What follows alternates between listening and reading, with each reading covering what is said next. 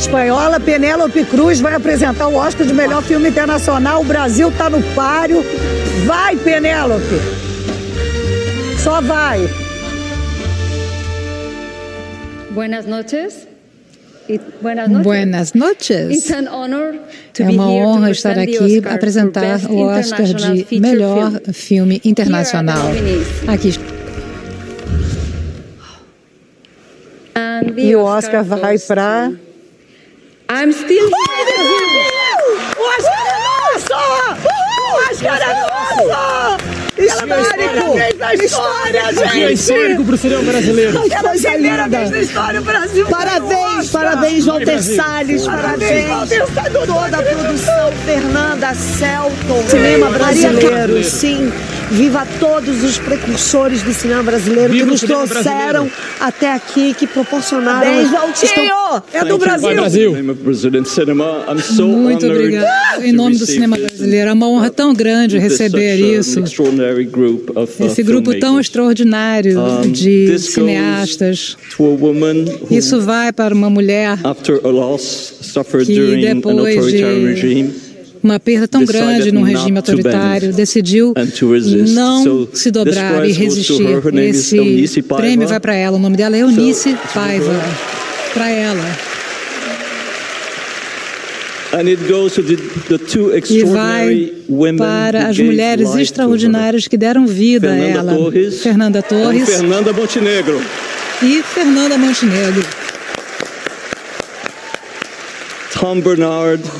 Tom Bernard, Michael, vocês são os melhores. Muito obrigado. Muito obrigado por isso. É uma honra incrível. Muito obrigado. Comemora, Brasil. Que maravilha!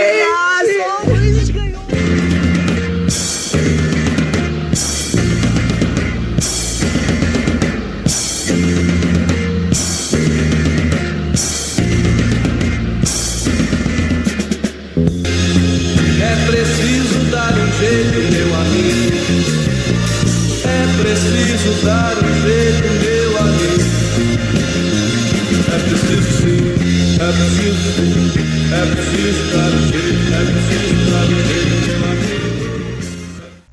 Boa noite, mundo! Sejam todos muito bem-vindos à Lume TV deste domingo.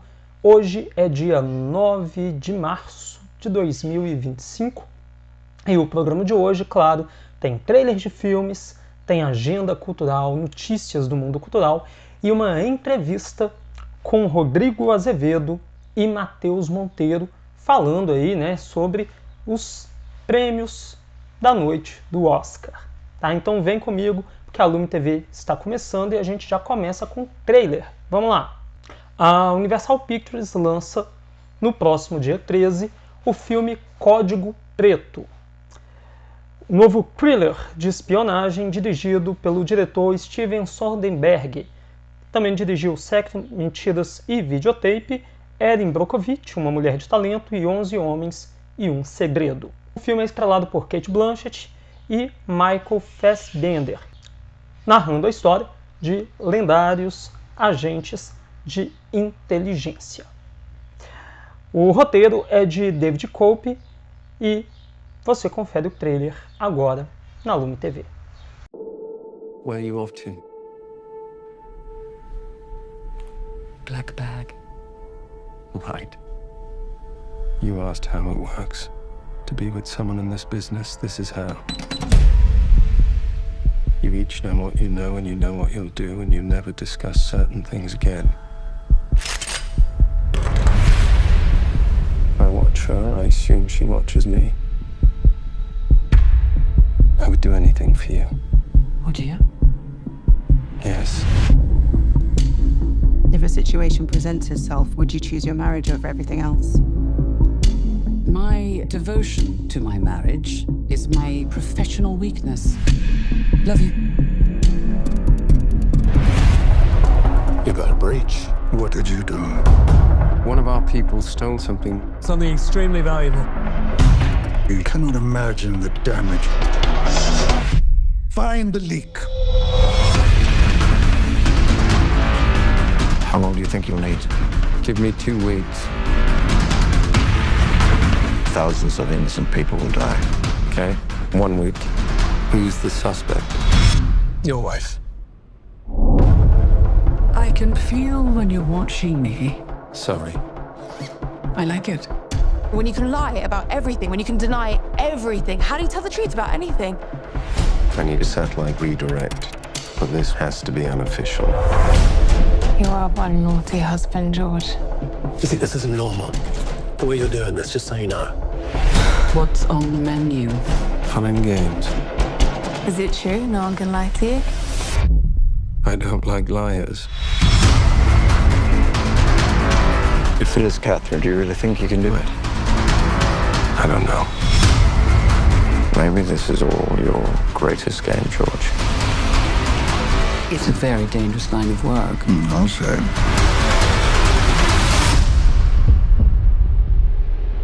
Would you kill for me, George? Would you?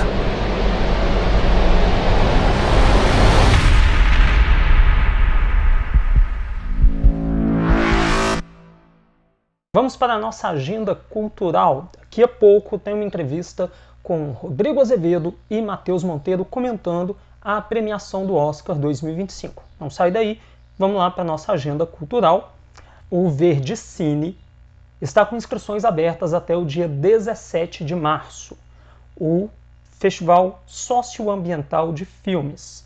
Podem ser inscritos longas e curtas metragens de todos os gêneros, desde que tenham classificação livre.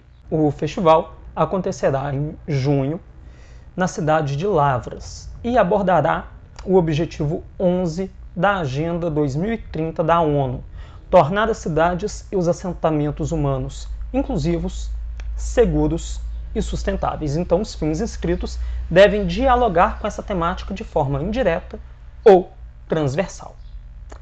Para validar a inscrição, é necessário enviar o material pelo YouTube ou Vimeo, acompanhados de sinopse, ficha técnica, ano de produção e demais informações relevantes. Ainda, escolher uma das mostras a qual o filme vai representar, né? Está inserido aí. Tem a Mostra Brasil, voltada a filmes de todas as regiões do país, Mostra Mineira, dedicada às produções de Minas Gerais, e ainda a Mostra Campos das Vertentes, que é focada em obras oriundas da região do Campo das Vertentes.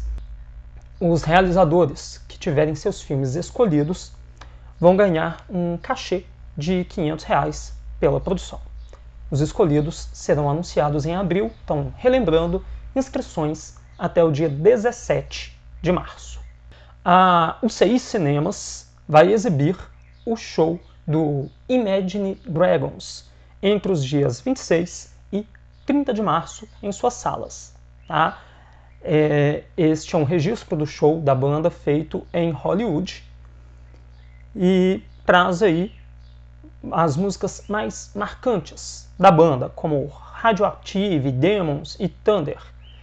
Então, do dia 26 até o dia 30, nos cinemas da rede UCI, os ingressos já estão à venda no site www.ucicinemas.com.br.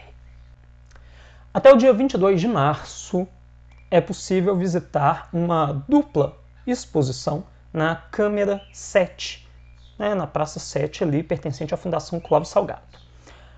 As mostras O Som que Ressoa em Mim Foi Meu Ancestral que Tocou e Olhares de Dentro, Patrimônio Afro-Mineiro em Perspectiva, dialogam aí com o projeto Sobre Tons.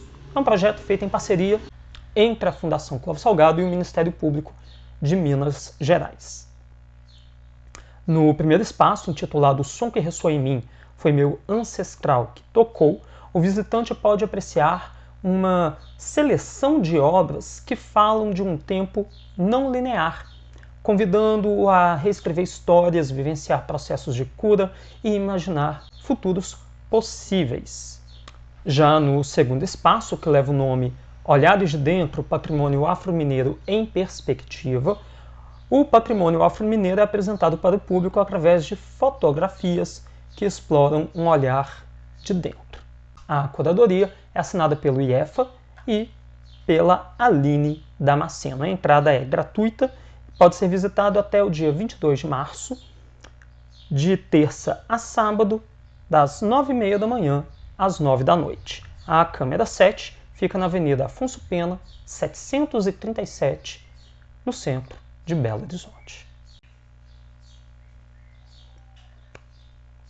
A 26ª edição da Parada do Orgulho LGBTQIA+, de Belo Horizonte, vai acontecer no dia 20 de julho. O Centro de Luta pela Livre Orientação Sexual e Identidade de Gênero de Minas Gerais, o CELOS MG, divulgou a data recentemente. Tá? Segundo o presidente do CELOS, Maicon Chaves, a ocupação nas ruas é tanto festiva quanto uma manifestação por direitos. Abre aspas. Para nós do CELOS, a parada é um ato político de afirmação de direitos da população LGBTQIA+, mas também é um dia de celebrar a diversidade e a liberdade de ocupar uma das principais avenidas da cidade, sendo quem somos. Nós resistimos com muito brilho, jogação, sem perder a alegria. A parada é nossa. Então, dia 20 de julho, no cruzamento das avenidas Afonso Pena com Brasil.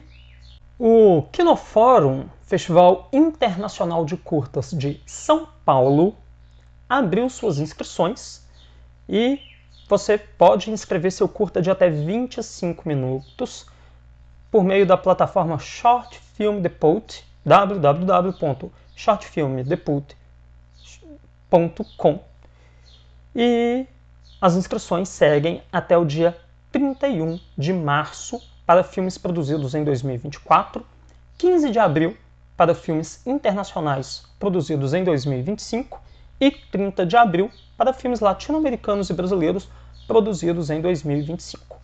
Esta será a 36ª edição e vai acontecer entre os dias 21 e 31 de agosto. Com a estreia marcada para o dia 13 de março, o filme Vitória, estrelado por Fernanda Montenegro, vai abrir a 27ª edição do Festival de Cinema Brasileiro de Paris, no dia 29 de abril. Pois é, o Brasil ganhando mais espaço, né? Claro, pra gente. Isso é sempre muito bom. No dia 20 de março, estreia o filme Girassol Vermelho, que foi exibido na abertura da Mostra de Cinema de Tiradentes em 2025. Então, agora dia 20. O filme, inspirado nos contos de Murilo Rubião, chega às telonas. Que maravilha! Até o dia 6 de abril você pode se inscrever para a 3ª edição do Festival de Cinema Bonito Cine Sur, Festival de Cinema Sul-Americano de Bonito. O festival acontece entre os dias 25 de julho e 2 de agosto. Podem ser inscritos longas-metragens e curtas de até 20 minutos. As inscrições podem ser feitas pela plataforma Fast Home ou pelo site bonitocinesur.com.br. Segue até o dia 30 de março a exposição Homem com H, dedicada a Ney Matogrosso, no Museu da Imagem e do Som de São Paulo. Avenida Europa, 158, Jardim Europa, São Paulo. Os ingressos custam R$30, valor dia inteiro, e podem ser comprados pela plataforma MegaPass. Daqui a pouco a programação dos cinemas de Belo Horizonte, e ainda hoje tem uma entrevista com Rodrigo Azevedo e Matheus Monteiro falando sobre a premiação do Oscar 2025. Vamos agora para mais trailer de filmes. Com a estreia marcada para o dia 20 de março, você vai conferir agora o trailer de Milton Bituca Nascimento. O filme foi exibido no Festival de Cinema de Tiradentes. Milton Nascimento recebeu uma homenagem no desfile das escolas de samba e agora seu documentário está chegando às telonas. Vamos conferir o teaser. Sou preto pássaro do sertão universal. Natureza, mistério do mundo. Garganta diamante das entranhas do Brasil profundo.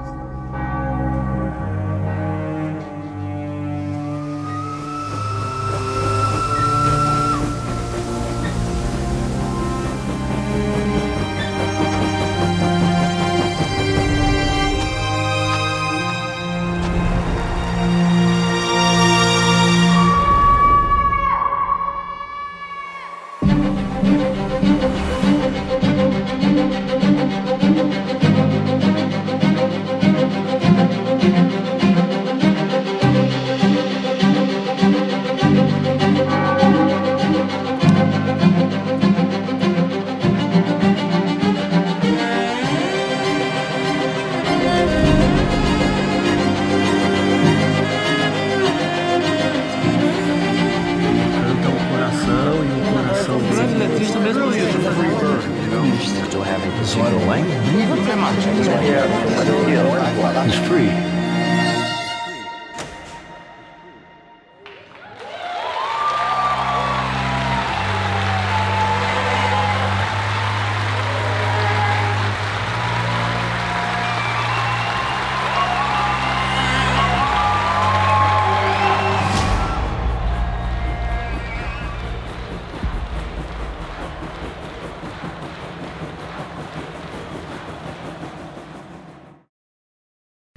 Vamos para as notícias culturais da semana.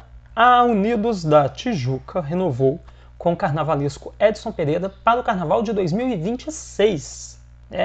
Ele foi contratado após o Carnaval de 2024 e agora o contrato já se estendeu para 2026, abre aspas. Só quero agradecer a confiança e dizer que estou muito feliz em fazer parte desta família que é a Unidos da Tijuca. Me sinto realmente à vontade e disposto em lutar e brigar ainda mais para fazer a escola sempre ter uma ordem crescente. Fecha aspas, disse aí o Edson Pereira. Como equipe composta por 70% de povos indígenas, a série documental Gente do Xingu vai levar para as telas as vivências e os desafios contemporâneos do povo Xingu. A produção é do coletivo Cuicuro de Cinema. O projeto é uma coprodução entre a Xingu Filmes, o coletivo Cuicuro de Cinema, a Lamidé, Palmira Filmes e Olho Peão Filmes, com uma equipe majoritariamente formada por profissionais indígenas. O diretor Takuman Cuicuro disse o seguinte, abre aspas, para nós, Cuicuro, o cinema é uma forma de preservar nossas histórias, nossos cantos e a memória dos nossos antepassados. Também é um modo de divulgar para o mundo a força da nossa cultura e exigir respeito ao nosso povo e à floresta. Fecha aspas. Então, em breve, a gente vai ter este documentário, essa série documental Gente do Xingu. Também, em breve, a gente vai ter aí o filme Agentes Especiais. O longa foi filmado no Rio de Janeiro e traz no elenco Marcos Magela, Pedroca Monteiro, Dira Paz, Chico Dias e Dudu Azevedo. É uma comédia policial. O filme é protagonizado pelo Marcos Magela, que vive o Jeff. O Pedroca Monteiro vive o Johnny. Esse personagem, inclusive, ele seria do Paulo Gustavo. O filme Agentes Especiais é uma produção Migdal, a Fábrica e na Paralela Filmes, em coprodução com a Globo Filmes e distribuição da Dalton Filmes. Com muita ação, a história dos agentes Jeff e Johnny satiriza os filmes policiais americanos. A dupla hilária começa trocando farpas e, aos poucos, consolida uma super parceria profissional e pessoal. Só que, é claro, a gente está falando aqui de comédia policial, então vai ter uma série de percalços, perigos e muitas aventuras. Então, em breve, nos cinemas, os Agentes Especiais. A Warner Bros. Divulgou aí alguns filmes que vão estrear ainda nesse semestre, então olha só. Dia 20 de março tem The Autumn Nights, dia 3 de abril, um filme Minecraft, dia 17 de abril, Pecadores, dia 24 de abril, O Contador 2, dia 15 de maio, Premonição 6, dia 26 de junho, Fórmula 1. Já no comecinho aí do segundo semestre, dia 10 de julho, tem Superman. Então esses são alguns dos lançamentos. O mais próximo aqui agora é The Autumn Nights, dia 20 de março. Entre o passado e o presente, o filme 12 do 12, o Dia, vai falar também sobre a lei marcial na Coreia do Sul. E o filme finalmente ganhou data de estreia. Depois de ter sido postergado aí algumas vezes, o lançamento do filme agora está marcado para o dia 20 de março. Assim como Ainda Estou Aqui revisita os traumas da ditadura, O filme coreano 12 o Dia revive o golpe militar de 1979 na Coreia do Sul.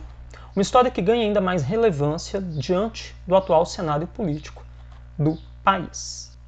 O diretor Kim Song-soo combina história e ficção para capturar a intensidade de 1979, quando a morte do presidente Park e a declaração de lei marcial levam o comandante Chun Do-hwan a tentar tomar o poder.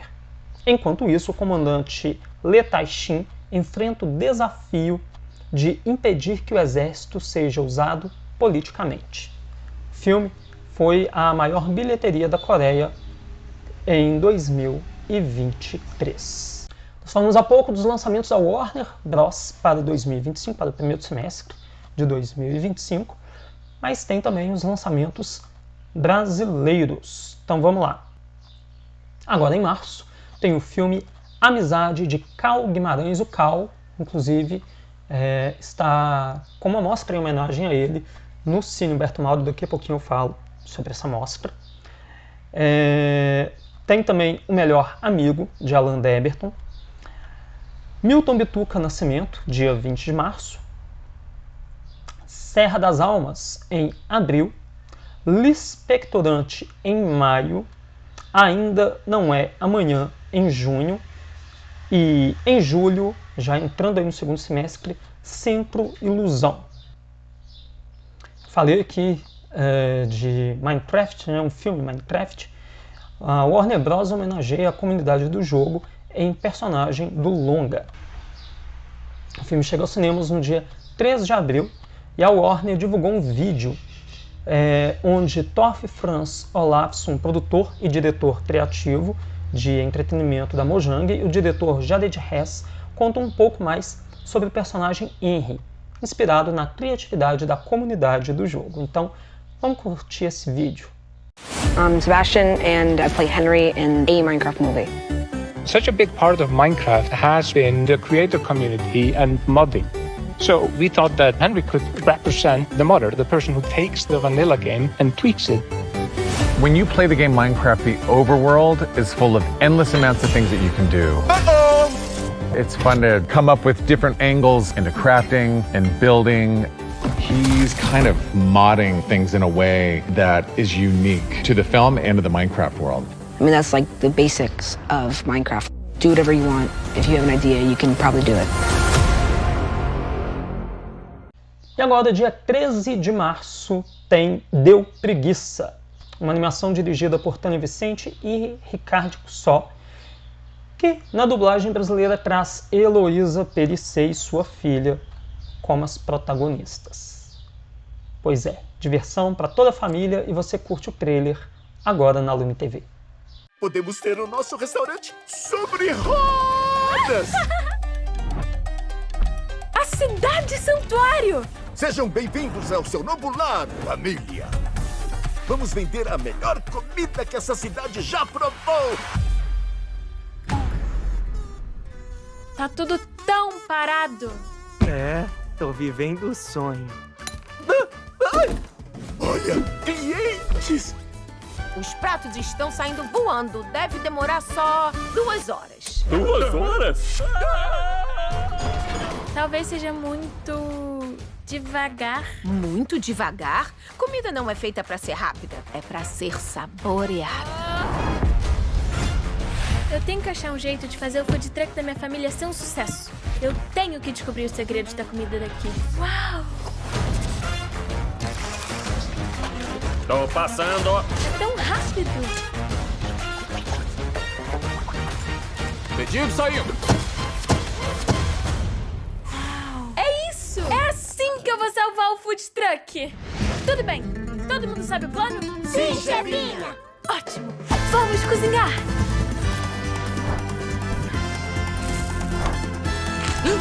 Delicioso!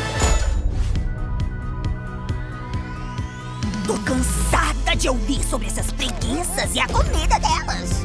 Preciso das receitas da sua família.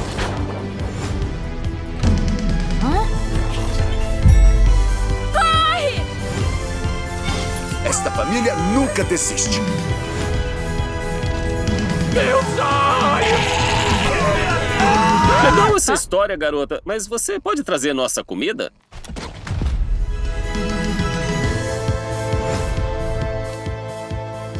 Pedido sendo. Fui. O novo filme de Steven Soderbergh, Presença, estreia no dia 27 de março. Esse é o pôster. E o filme é um suspense inovador que explora o ponto de vista da entidade misteriosa que habita a casa. Tá? Então agora a gente não tem mais ali o ponto de vista da pessoa atormentada, e sim a gente tem um ponto de vista do atormentador. Olha que curioso. A experiência narrativa oferece uma imersão única com tensão crescente. Essa não é uma casa cheia de sustos, mas um lar repleto de segredos familiares e acontecimentos perturbadores, inspirados na própria experiência de Soderbergh. Então, Presença chega aos cinemas no dia 27 de março. Vamos dar mais uma olhadinha no pôster. Em breve a gente traz mais notícias sobre ele.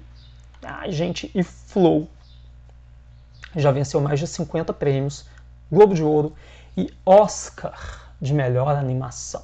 Pois é, o filme da Letônia está em cartaz nos cinemas brasileiros, vale muito a pena ver, tá? E ele causou na Letônia o mesmo efeito que o Ainda Estou Aqui causou no Brasil, tá? Tem estátua do gato, o Globo de Ouro está exposto, o diretor foi recebido, assim, depois do Oscar, por uma multidão, festejando no aeroporto. Então, é uma sensação muito boa ver esses filmes independentes sendo tão valorizados internacionalmente. Daqui a pouquinho, eu, Rodrigo Azevedo e Matheus Monteiro vamos comentar mais sobre o Flow, sobre o Oscar, tá? Para encerrar essa edição da Lume TV.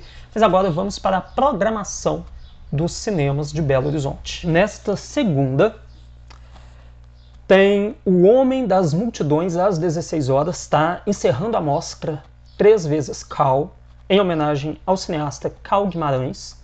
A mostra ocorreu hoje e amanhã, então encerrando aí amanhã. O filme fala sobre um maquinista de metrô de Belo Horizonte e a Margot, que controla o fluxo dos trens. Então, o Juvenal é o maquinista, a Margot controla o fluxo e aí a história vai se desenvolver. Então, nessa segunda, 16 horas, O Homem das Multidões. E tem mais cinema aí no Cine Berto Maldo, tem a mostra inédita chegando. E a partir do dia 11 de março tem a mostra Clássicas, Insubmissas Mulheres de Cinema. Tá? Vão ser exibidos filmes aí de cineastas entre os dias 11 de março e 3 de abril, só que a programação ainda não foi divulgada. Então, próximo domingo a gente anuncia aí a programação, né, a partir do dia 17 de março já, mas é isso. Então o Cine Berto Maldo fica na Avenida Afonso Pena, 1537, no centro de Belo Horizonte, dentro do complexo do Palácio das Artes. Vamos agora para o Cine Santa Teresa. Esse sim tem programação fechadinha, a gente já vai ver agora. Essa semana tem a 6ª mostra Diálogos pela Equidade, Mulheres Plurais. Dia 11, às 19 horas, Praia Formosa. Dia 12, às 17 horas, Mungunzá. Às 19 horas, Para Ter Onde Ir. Dia 13, às 17 horas, O Estranho. Às 19 horas, A Flor do Buriti.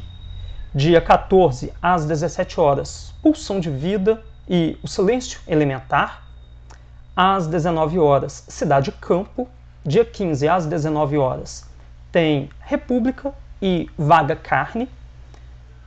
Dia 16, às 17 horas, Quando Eu Me Encontrar.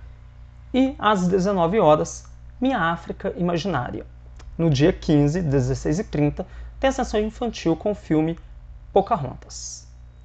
O Cine Santa Teresa fica na Rua Estrela do Sul, número 89, no bairro Santa Teresa, em Belo Horizonte. Os ingressos podem ser retirados na bilheteria ou no site Simpla.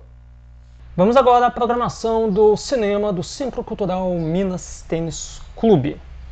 Na sala 1, às 14h20, Flow. Às 16h20, Anora. às 19 horas, O Brutalista, apenas no dia 11. Tá? Na sala 2, O Homem-Cão, às 14h30, somente amanhã, dia 10. Às 14 horas, somente no dia 11, terça-feira. E às 15h20, somente no dia 12, quarta-feira. Daqui a pouquinho a gente vai explicar o porquê desses horários aparentemente estranhos, né, essa semana. Calma.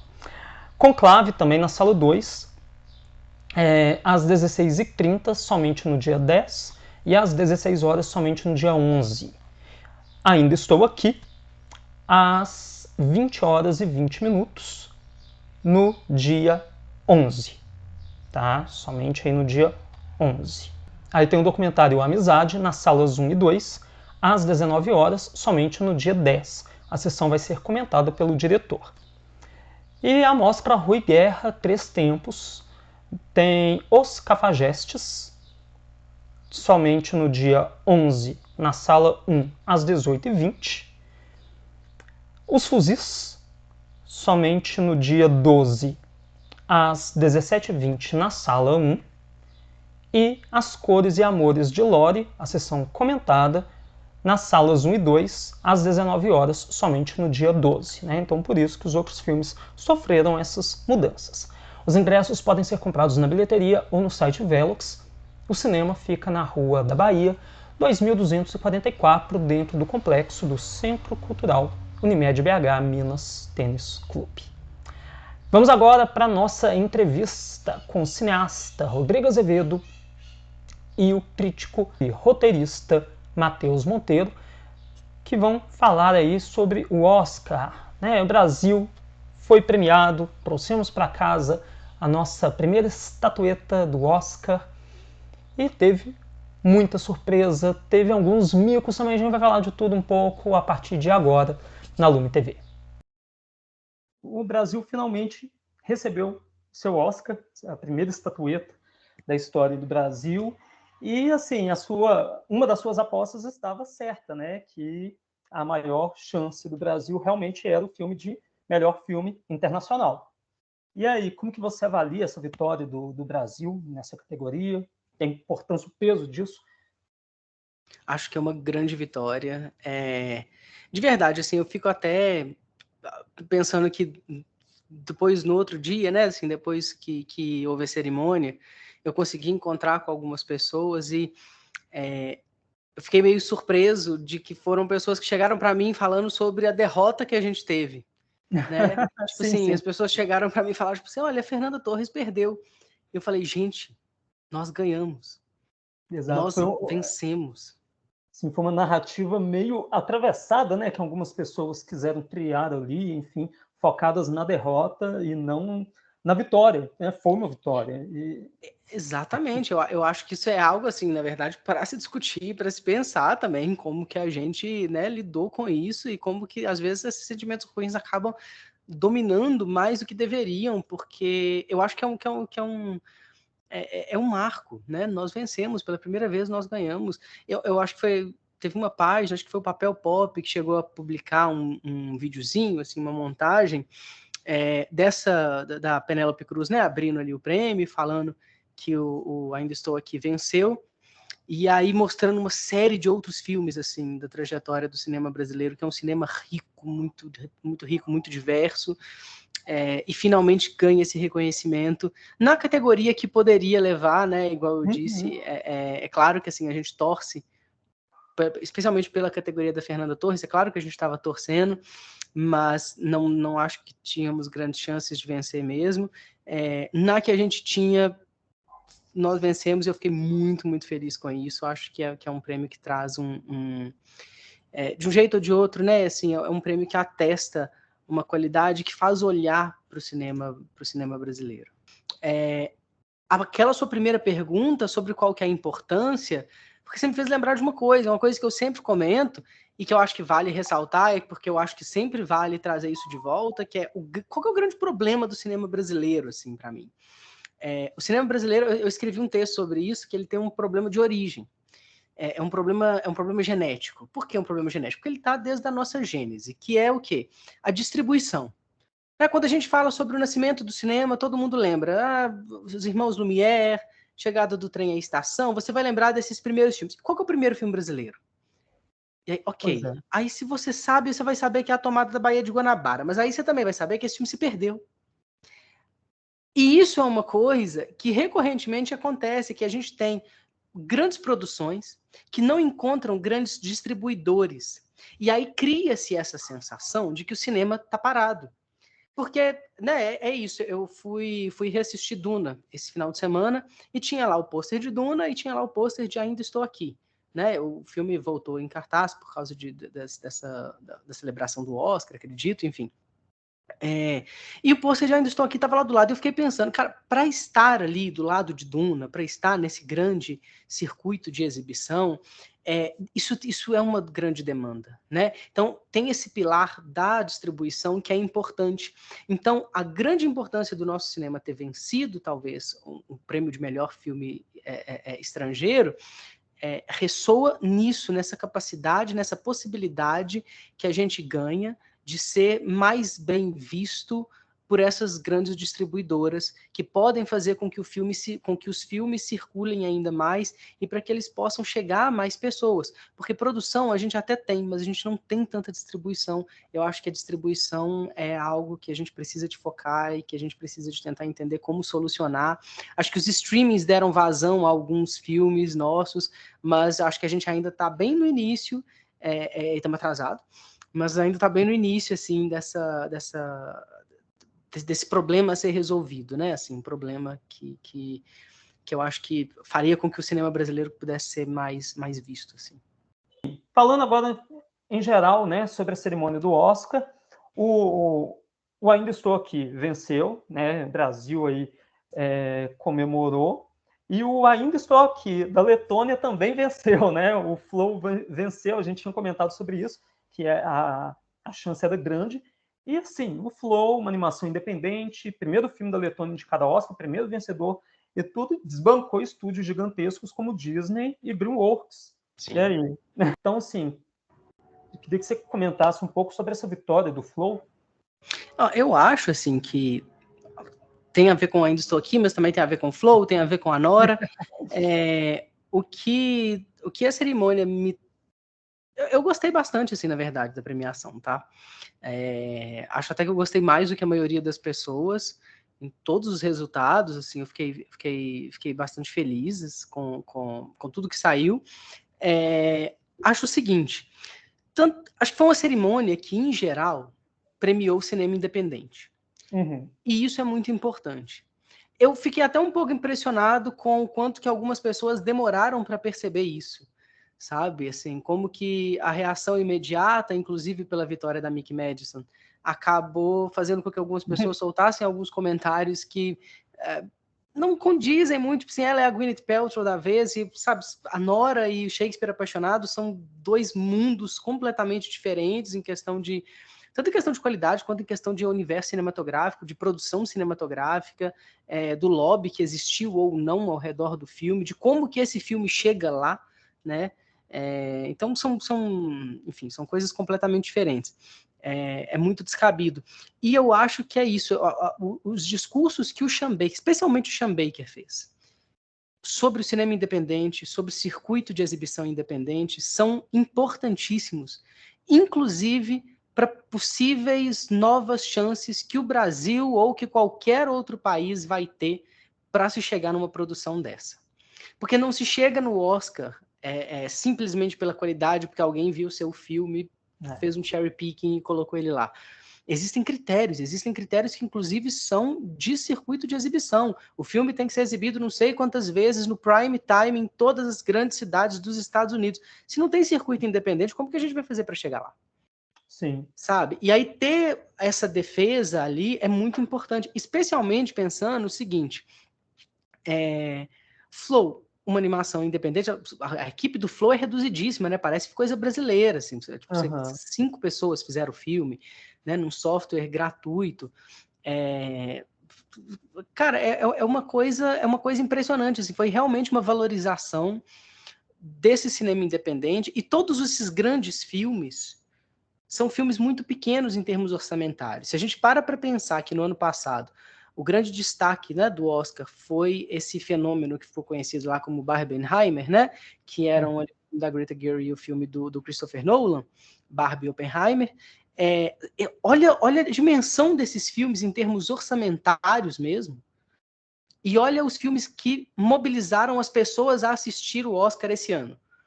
Então, me parece que saiu um anúncio falando, um resultado, falando que foi, nos últimos 5 anos, essa foi a maior audiência do Oscar, contando ali os espectadores da Hulu. Para filmes independentes, eu acho que vale considerar isso até quando tem aquele tipo de discurso que fala muito sobre o povo quer, tipo assim, oferta e demanda.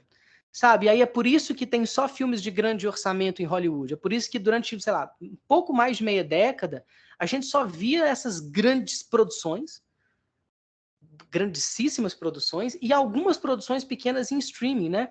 O filme de médio orçamento e de baixo orçamento, ele foi quase que excluído, assim, ele foi quase que extirpado das possibilidades de produção ao longo de um tempo aí para trás. Você tinha o filme de super-herói da vez, aí passava do super-herói do mutante dessa coisa para outra, e aí tinha um filme de fantasia que não ganha tanto engajamento, baseado ali num jogo de RPG, ou vinha, sabe, tipo assim, cara, o dinossauro, durante um tempo, né, a indústria ficou nesse patamar, e é muito importante que tenha esse tipo de coisa acontecendo, que venha esse tipo de premiação e que esses discursos sejam feitos e que isso tenha audiência e engajamento. E aí, nesse sentido, até a questão do Flow e do Ainda Estou Aqui, né? Trazerem públicos de fora, público estrangeiro, especialmente o brasileiro, que é muito engajado em rede social, para fazer alguma movimentação dentro dessa premiação, isso também importa nesse sentido, para fazer com que o cinema independente demonstre o seu poder, não apenas em termos de qualidade, porque eles estão ganhando esses prêmios, mas também em termos de engajamento. Mostrar que um filme como Anora, mostrar que um filme como Flow, além de ter qualidade, eles também mobilizam as pessoas, eles também fazem com que as pessoas torçam para eles.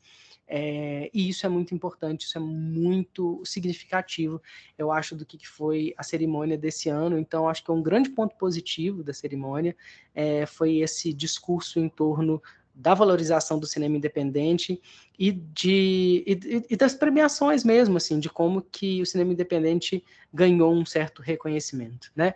Até se a gente olha para isso, olha os grandes filmes ali, Anora, até os filmes que a gente já estava imaginando que iam ganhar, mesmo um filme como A Substância, não é um filme de alto orçamento, né? Os filmes de terror, em geral, eles têm ganhado, assim, ao longo dos últimos anos, uma qualidade mais interessante. Você tem diretores interessantíssimos, tipo o Scott Derrickson, lá do Telefone Preto, ele dirigiu um filme recentemente que chama The Gorge. Parece que ele nem está muito afim de fazer filme de terror, não, mas é que dentro do terror ele consegue experimentar muita coisa. Porque eu acho que o terror ainda permite esse tipo de coisa com um orçamento um pouco mais reduzido. Então, mesmo um filme como A Substância, que também estava lá em alta, não é um filme de altíssimo orçamento, né? Você teve ali os grandes, né? Do Wicked e Duna. Mas, em geral, o que mobilizou de fato foram filmes menores, mas que não são menos potentes. São filmes muito poderosos ainda assim. Vendo o resultado dessa premiação, eu falei anteriormente que tinha sido uma premiação que eu achei morna na escolha dos filmes indicados. Eu continuo achando que foi morno em termos de qualidade dos filmes. Foram filmes que não tiveram tanto impacto em mim, particularmente, mas que eu acabei gostando de todos.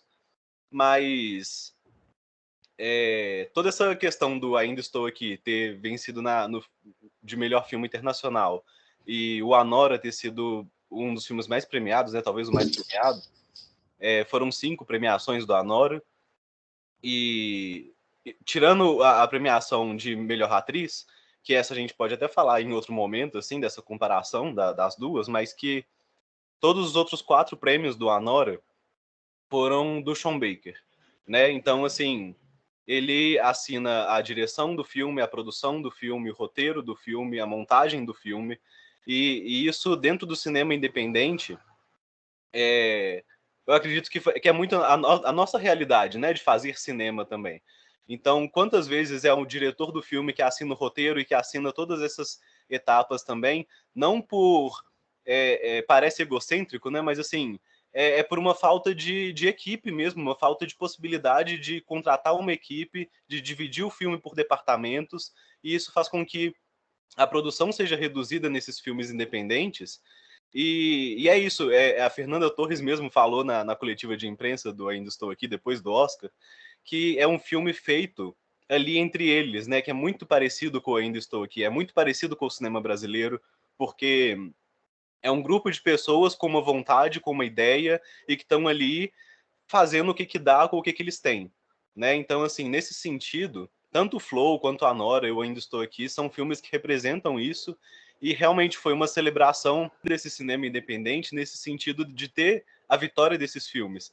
Eu ainda tinha postado que o Robô Selvagem ganharia do Flow, não porque eu acho que o Robô Selvagem é melhor do que o Flow, mas porque eu achei que a academia ia pelo outro caminho, né? Pelo caminho do cinema mais comercial e do cinema maior nesse sentido de produção.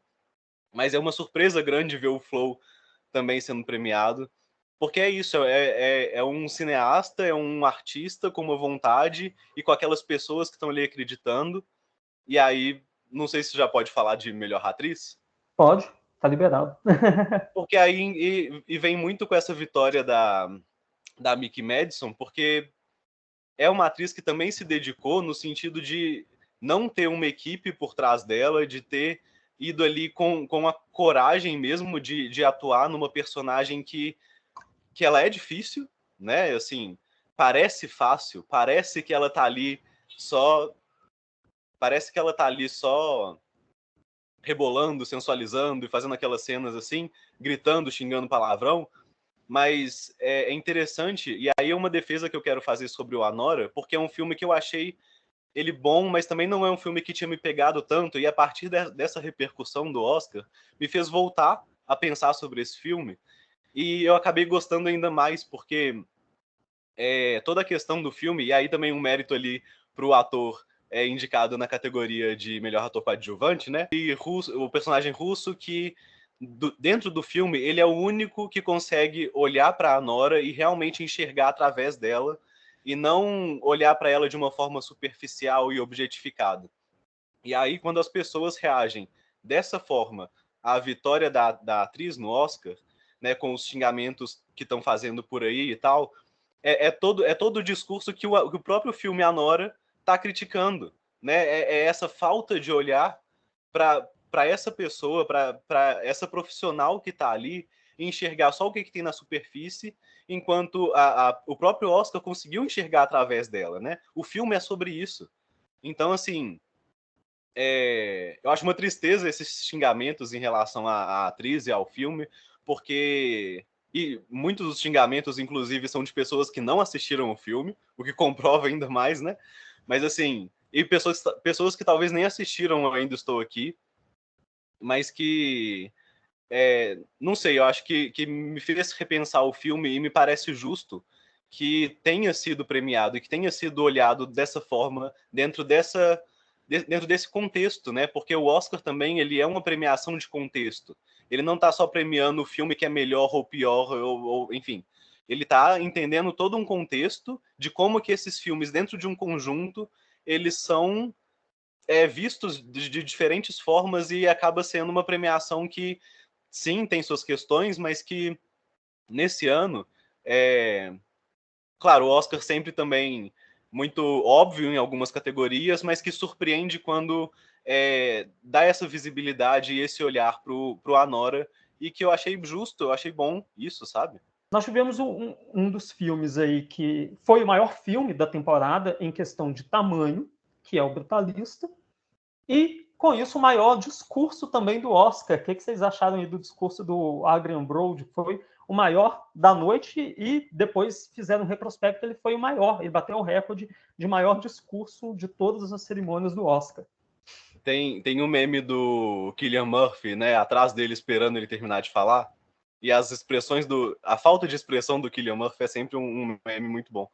Mas então eu acho que dentro desse discurso, assim, independente do tempo que ele levou, é legal ele pontuar essas questões de ser o Oscar ser uma cerimônia de celebração, né? Isso era uma outra coisa que eu queria falar também, porque a gente assiste o Oscar sabendo dos problemas que existem em Hollywood, na indústria, na própria premiação, mas que quando junta todo mundo ali para poder celebrar o cinema, e aí no caso desse ano com o filme internacional vencendo, né, sendo indicado em outras categorias e filmes independentes também sendo reconhecidos, é uma celebração, né? Então, tanto as reações das pessoas da perda do Oscar, né, da Fernanda Torres, mas que entender que esse é um momento de celebração mesmo, né? É o primeiro Oscar brasileiro, né? Então, assim, tem muito mais motivo para celebrar do que para xingar ou ficar chateado. E nesse discurso dele que ele vai pontuar exatamente essas coisas, essas questões, tanto da idade ou de qualquer coisa, porque o povo comenta muito também dessa questão da idade, mas que é o segundo Oscar que ele recebe, né? E eu acho merecido, assim, eu gosto dele, da atuação dele no Brutalista, apesar de que é um filme que eu tive alguns problemas, assim, em relação ao filme, não pela duração, porque duração de filme não é algo que me incomoda, necessariamente, mas o Brutalista isso, parece um pouco de Oscar bait, eu acho, sabe? Eu falei isso antes também, porque é um filme que acaba tendo uma técnica muito valorizada, mas que a narrativa aí às vezes não acompanha o quão épico o filme poderia ser. Mas, enfim, eu acho que é legal ele também ter a postura que ele teve de não se deixar ser interrompido. Porque, enfim, se é uma celebração, a pessoa tá ali para poder falar, para poder ter um momento dela mesmo. E, enfim, eu acho que foi legal. Foi um momento que não foi um incômodo para mim. Nem a duração do filme, nem a duração do discurso dele. Inclusive, eu sou muito, muito sensível para algumas coisas. E eu acabo me emocionando muito fácil assistindo tanto filmes quanto premiações, porque eu acho muito legal esse reconhecimento das pessoas. Então, sempre que um artista vai lá, agradecer o prêmio, faz um discurso legal, essa parte, por mais que algumas pessoas achem um pouco chato, eu fico sensibilizado com a emoção das pessoas que estão ali também.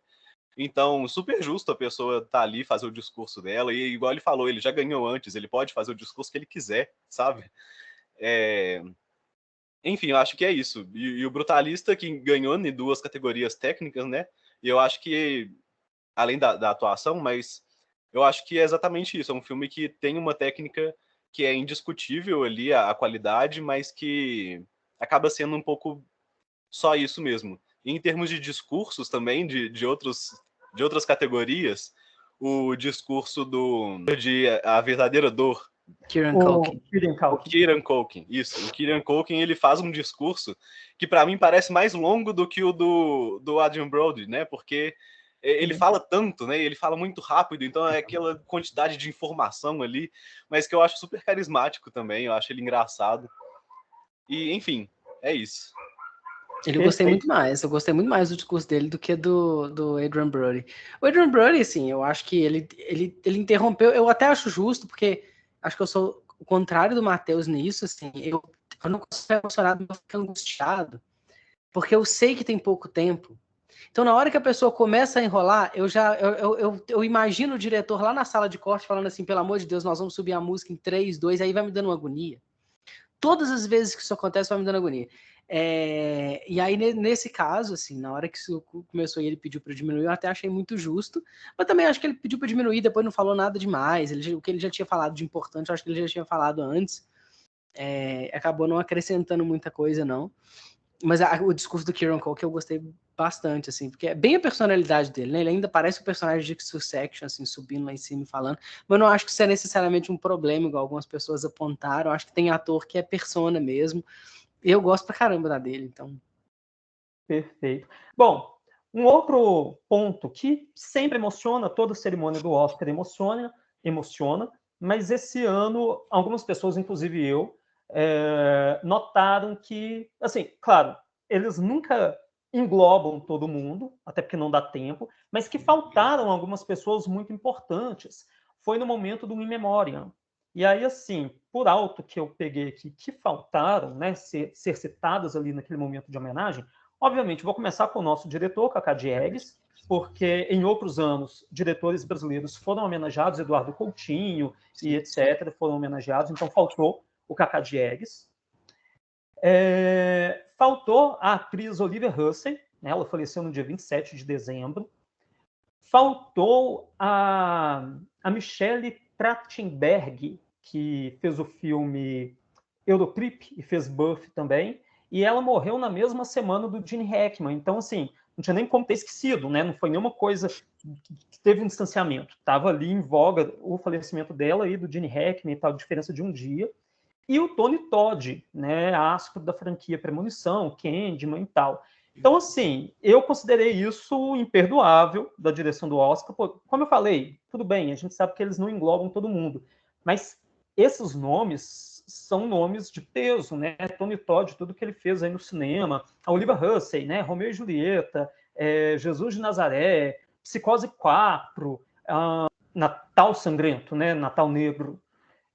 Então, assim, são nomes de peso e que acabaram preteridos ali da produção do Oscar. Eu senti falta até um pouquinho de destaque para Maggie Smith, porque como um fã de Harry Potter, assim, foi uma das perdas que eu acho que muita gente sentiu, né? E que ela foi, apesar dela ter sido a primeira, mas exatamente por ser a primeira, parece que ninguém estava muito prestando atenção ainda, foi meio rápido, então, assim, uma coisa que sei lá, eu queria ter pensado nela um pouquinho mais de tempo nesse momento, mas o Oscar tem disso mesmo, né? Eu penso muito também numa situação que para mim foi muito feio, assim, que foi quando o Oscar estava com o filme Triângulo da Tristeza, e uma das atrizes principais do filme tinha falecido, e assim, um filme indicado ao Oscar, né? Então toda a equipe do filme estava lá, e enfim, e eles não colocaram ela no In Memoriam. Então, sabe que é bem complicado, porque, assim, é de um filme indicado, né? Então eu acho que o Oscar tem essas questões, tem esses vacilos e que, sei lá, por mais que eu entenda que às vezes é um pouco difícil também de lembrar de todo mundo e reconhecer todo mundo, mas que, enfim, se vai prestar uma homenagem em ter um momento assim, é bom ter esses cuidados mesmo. Teve um ano que isso foi recente, foi 2015, por aí, que eles trocaram, né, a foto também, eles colocaram o nome de uma montadora, né, de uma que havia falecido, mas colocaram a foto de uma editora da Austrália que está viva, e assim, e aí ela levou um susto quando ela viu a foto dela lá, como morta. Então, assim, falta ali um cuidado nessa edição, nessa assessoria mesmo né, desse editorial aí do In Memoriam.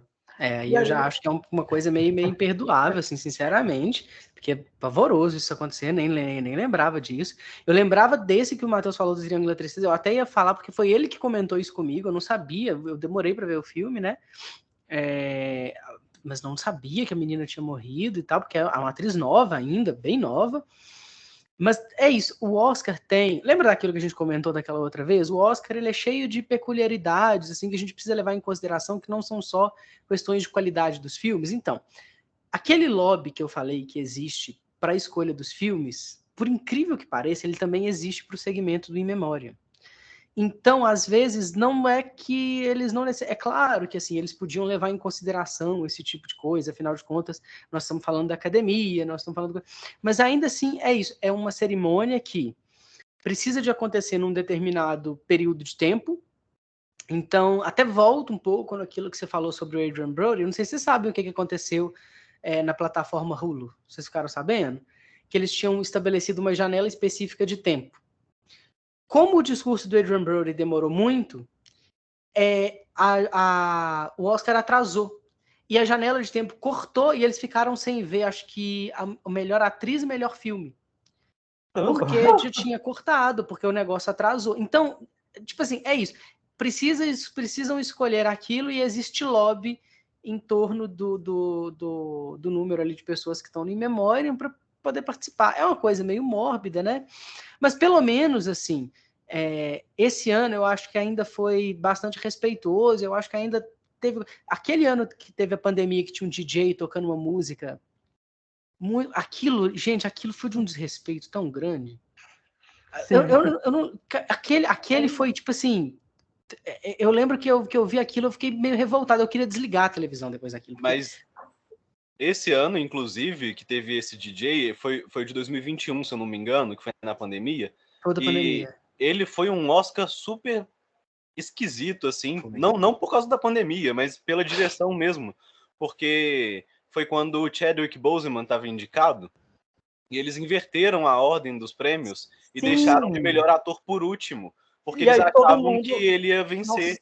E foi o Anthony Hopkins que venceu, e ele nem estava lá presente, né? Ele estava dormindo na casa dele. Aí terminou a noite com o DJ dando tchau, né? E termina com o DJ dando tchau.